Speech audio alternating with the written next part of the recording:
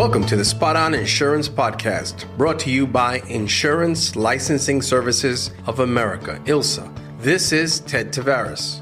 And this is Arlene Tavares coming to you from beautiful Puerto Rico. Today, we'll be taking a closer look at a topic that affects every single one of us. But before we get started, don't forget to click on the subscribe button so you don't miss a single episode. And now here's our host, Doug Foresta.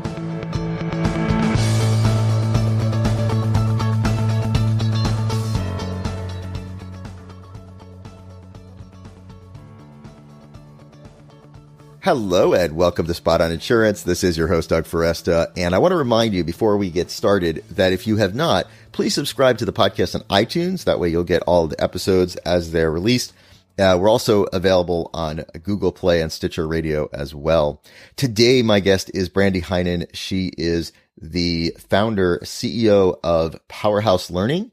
And I really think you'll get a lot out of this episode. We're going to be talking about conversations for action. Brandie, thank you so much for joining me. Hey, Doug. Thanks so much for having me today. Thanks a lot. Thanks. So why don't we actually start with, I guess the most obvious question is, what do you mean by conversations for action? What is that? Right. So conversation for action is really just a unique human technology that helps create language to get more of what you want out of the people in your life. So it's better communication, better results, better accountability. And so can you talk a little bit about how that conversation for action, how that changes? I know you talk about how it changes culture, communication, and accountability. So maybe we can go through each one of those and kind of explain that. Sure, happy to.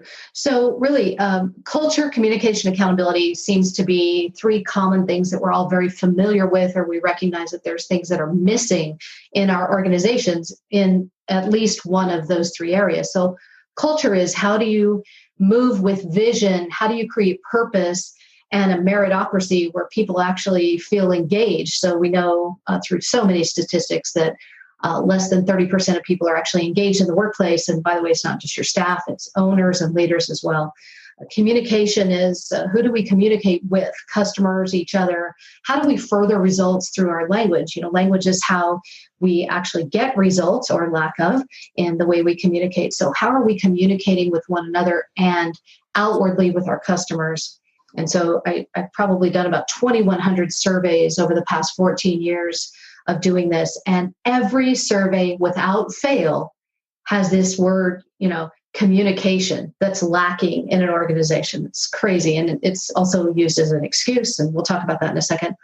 Accountability is really, what's my personal responsibility? How do I act with one another? Do I get my job done on time?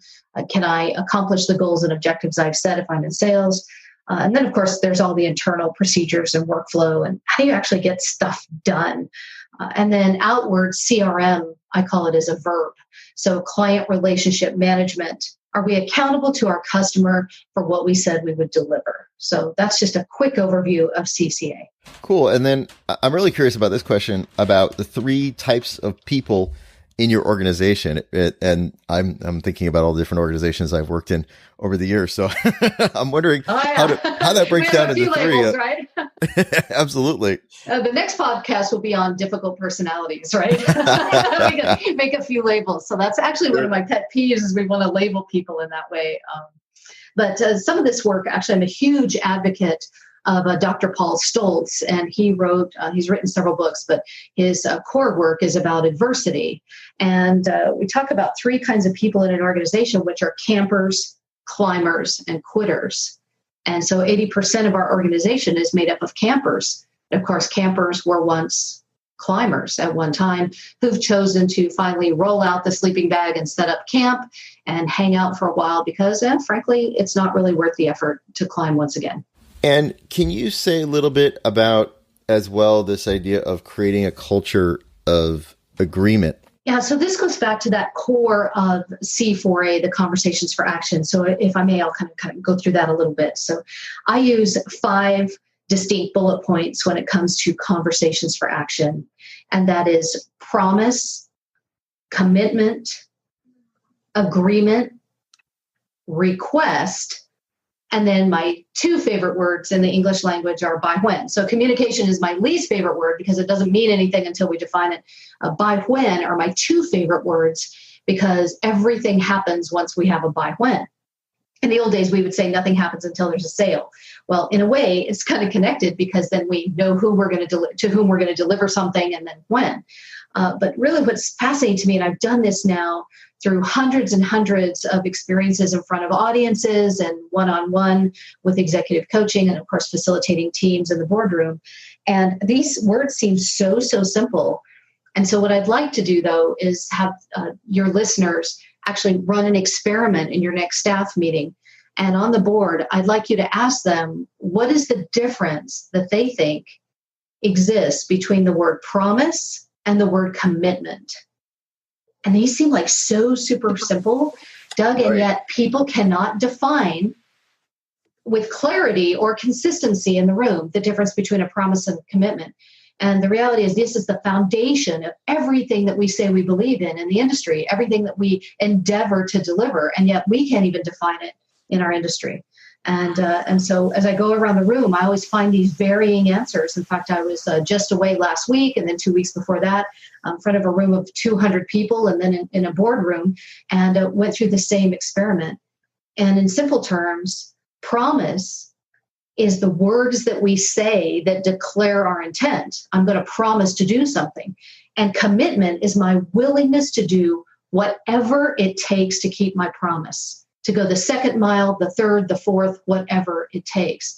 And what happens is that we often in our society today, I say we talk a lot, but we don't say much. So I say, hey, Doug, let's get together sometime. Or, oh, we should have lunch. Or, hey, I'd like to get together and talk about that amazing new thing that you're working on. Oh, yeah, sure, Brandie, sounds good. And then nothing happens. I just had this last week. I met somebody and I said, oh, I'd love to connect with you and talk about what you're doing. And he said, fantastic. So I sent him a text message and he says, hey, I got it. And I said, great. I'd like to talk with you the week of the 6th or the week of the 13th.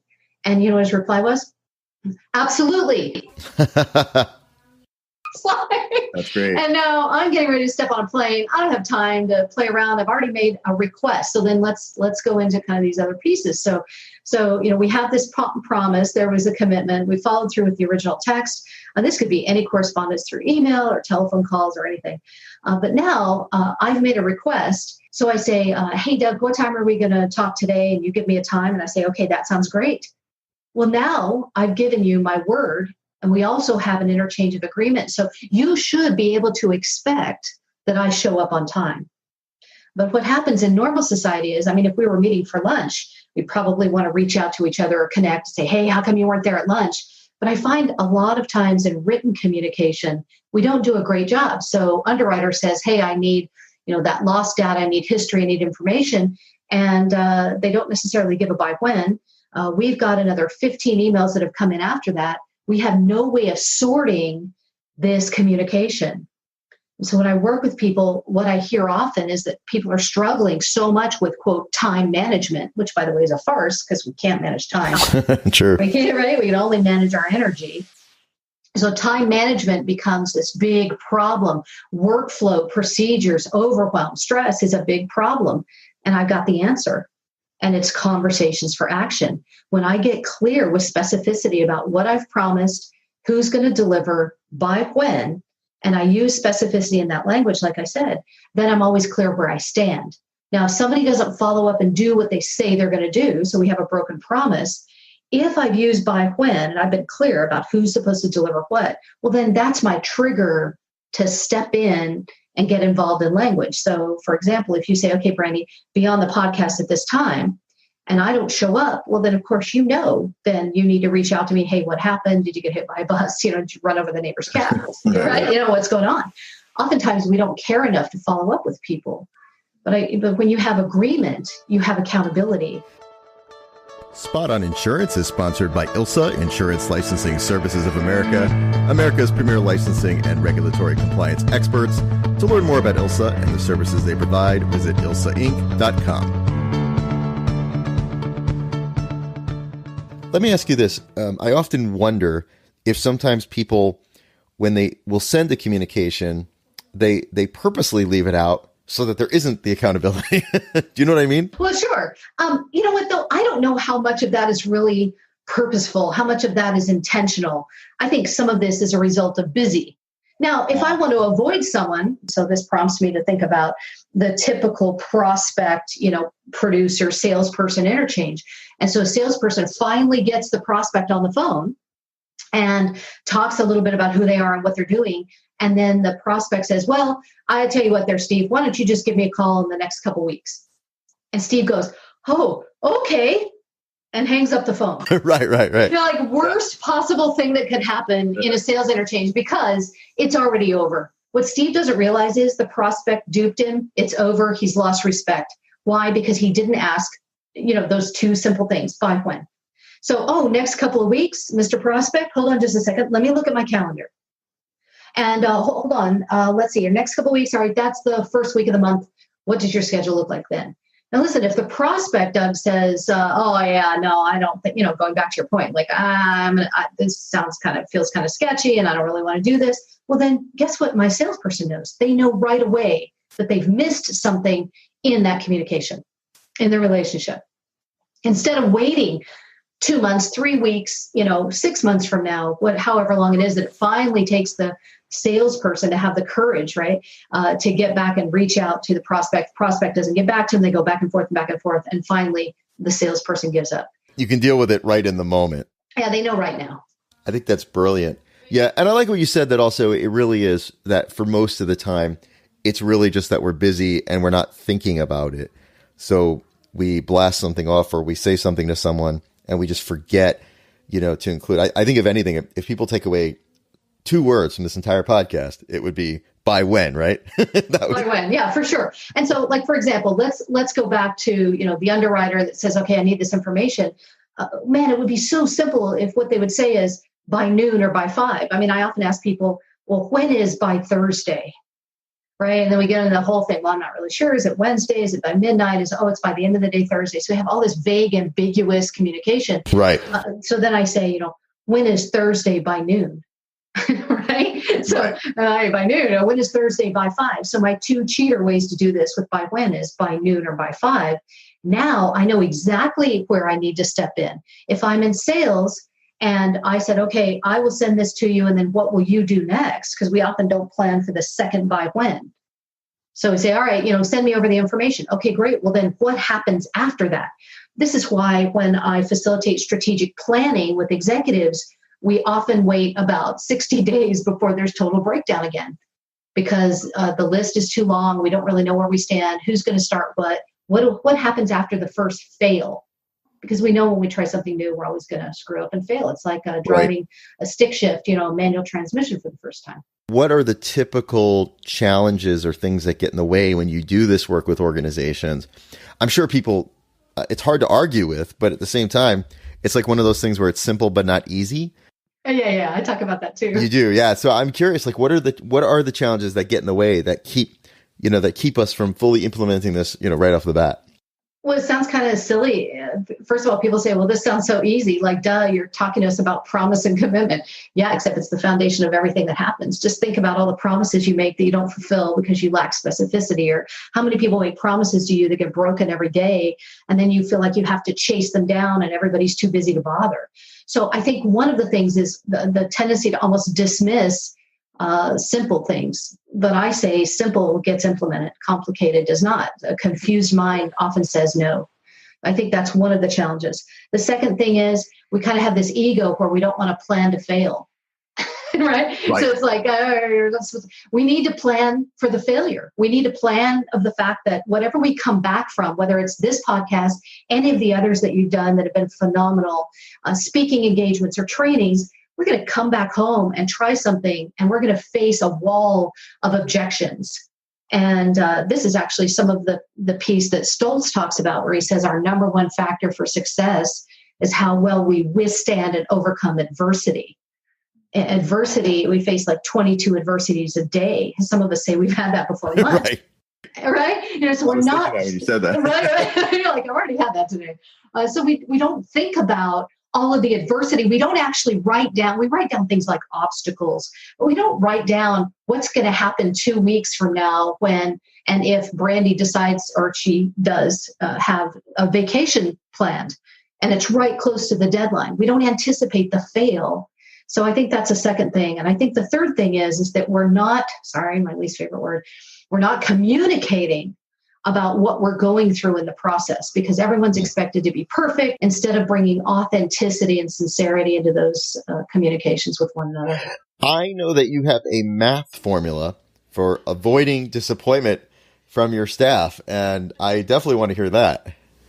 Okay, so I was in a meeting last week facilitating for a bunch of executives, and one of the people in the room says, I expect that they will get it done. I expect that they will follow through. I expect my staff to be adults. I expect that they'll earn their paycheck. And all of a sudden I just started laughing, right? Because I have this math formula about expectation, and it is expectation plus reality equals disappointment. And it kind of sounds like this, for all of us that have had kids, or all of us that have been children, it's like, you come in and parents say, I want your room clean. And so is the expectation that it's going to be done to my standard as the child or to theirs? Right? Of course, to theirs as the parent. And is the expectation that it's going to be done on their timeline or my timeline? Well, I'd like it to be my timeline, but reality is mom and dad want it done on their timeline. And so it's like we do this as leaders, we do this with our peers, we do this with our customers, and we do this in the sales process. We have these expectations, and then reality happens and we feel disappointed, and then we don't know where to put it. So oftentimes when people don't know what to do, they do nothing. So if you're feeling disappointment, that's because how you've set up the expectation. Yeah, that's really powerful. I mean, if I'm an agent and, I'm listening to this and I go, man, I see the value in this, and I see where I'm missing the boat, overall. What suggestions would you have about how I could start implementing these conversations for action? That's a great question, because everybody worries about processes and procedures and best practices and carrier relations. I mean, I've been in the business for a while, and I coach, GAs and agents, company folks all over the country. And so, we go, we got to be best practices, or we need to fulfill our procedures or policies, or people are too overwhelmed, so we need workflow. And look, we facilitate all that conversation as well. But without this foundation of C4A, you really have nothing. Actually, you have expectation plus reality. You're going to have disappointment, because even if you have a great procedure, or even if you have a great workflow program, it will not be sustainable unless you have agreement.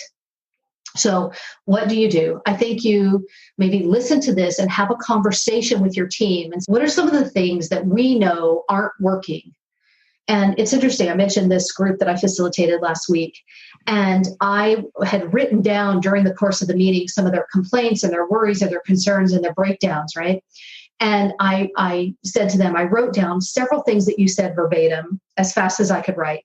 And I am not going to remember who said what, so you guys tell me who it was. But I bet you that every problem you've stated, every challenge comes back to C4A, to conversations for action. You didn't have a clear promise.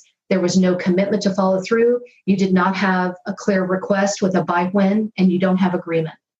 And it was very fascinating. We went through that conversation with them. And what I would love to hear happen or see happen, or you guys reach out to me or reach out to Doug, I'd like to see you facilitate that in a staff meeting. Talk about it with your salespeople and go, hey, where's the breakdown? Where do we feel disappointed? And can we bring it back to language and how we have communicated, not just verbally, but also with our actions? My guest today is Brandie Hinen, the CEO and founder of Powerhouse Learning. Brandie, I also want to make sure before we wrap up today that, first of all, people can go, I know, to powerhouselearning.com, but also let's talk about your book, By When, and how they can learn more about that. So this was not something I had this grand ambition to do, right? We were talking about that, yep, prior to. I feel very self-conscious about this, like, every stupid consultant has a book, Well, this is not my plan. And so for about a decade, I have had people in the back of the room or they'll just say, hey, where's your book? And I've had people hand me their credit card. I took it, of course, but no, I just, The book is coming. I'm writing it next year. Just like my husband when he says he's going to work on the lawn, right? I'm working on it. So finally what happened is we've got right now today, as of today's podcast, almost 400,000 followers on LinkedIn. We've just been incredibly blessed with people asking me to put together a written work. And so the book by when will be released here in the next 60 days. So probably by the time people listen to it, we'll have it ready to go. And you can just go to powerhouselearning.com/bywhenbook to sign up to receive a copy. Brandie Hinen, thank you so much for joining me today. One of the things that I really try hard to accomplish in each one of these podcasts is, for our listeners, is to really get that, that nugget of gold, that thing that people can hold on to. And I think you've definitely given our listeners some really great stuff to think about when it comes to how to move from conversations to action. So I really appreciate you coming on today. Oh, thanks so much. Thank you. Thanks for joining me.